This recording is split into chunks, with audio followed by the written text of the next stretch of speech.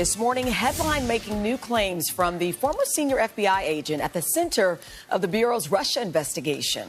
In a new memoir, Peter Strzok takes sharp aim at the man he once investigated, President Trump. And NBC's chief White House correspondent, Hallie Jackson, sat down with him. Hallie, good morning. Peter, Chanel, good morning to you. You know, to the president, Peter Strzok is a symbol of what he believes is the deep state trying to take him down. And he's targeted the former FBI agent with a number of insults, including calling him a fraud. But Strzok calls his new book compromised because he believes the president has been, with foreign countries holding leverage over him. It's a warning he's now delivering in the starkest of terms. There is no more urgent election in our lifetime from a counterintelligence perspective. And that's why, less than 2 months before Election Day, former FBI agent Peter Strzok is pulling no punches. Without exaggeration, President Trump's counterintelligence vulnerabilities are exponentially greater than any president in modern history. So do you think the president is a national security threat?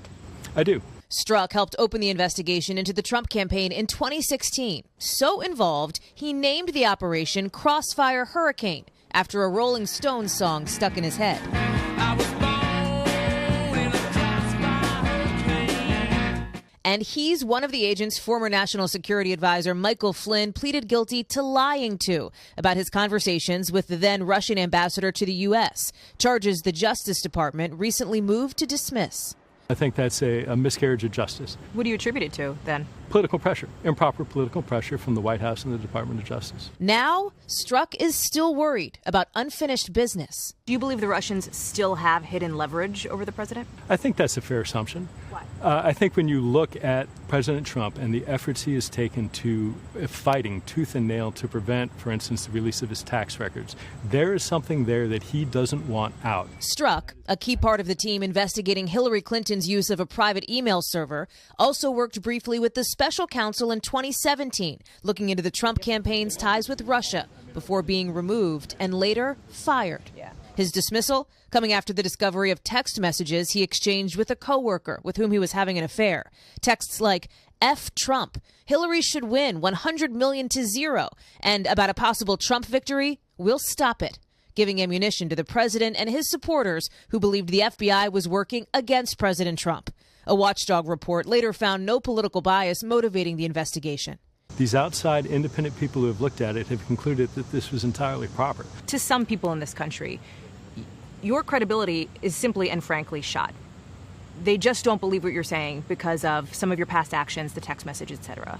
Why should those people believe you now that you're coming out and sounding the alarm bell about President Trump? Listen to what I have to say. I guarantee you, whoever you are in America, you are not going to step away from that without a deep, deep concern about our president's interactions and a relationship with the government of Russia.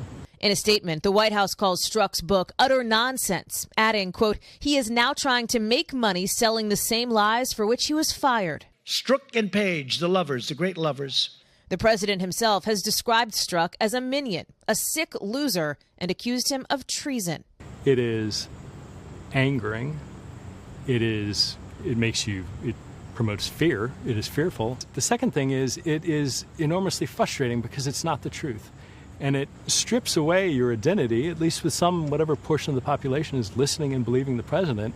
You had to have known that writing this book would reignite those attacks. So why do it? Because it's important to get the message out. You are ringing the alarm bell. I am.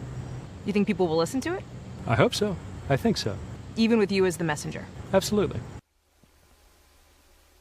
The Republican-led Senate Judiciary Committee, which is investigating the Russia investigation, has authorized subpoenas for officials, including Strzok. He tells me if he is subpoenaed, he will testify.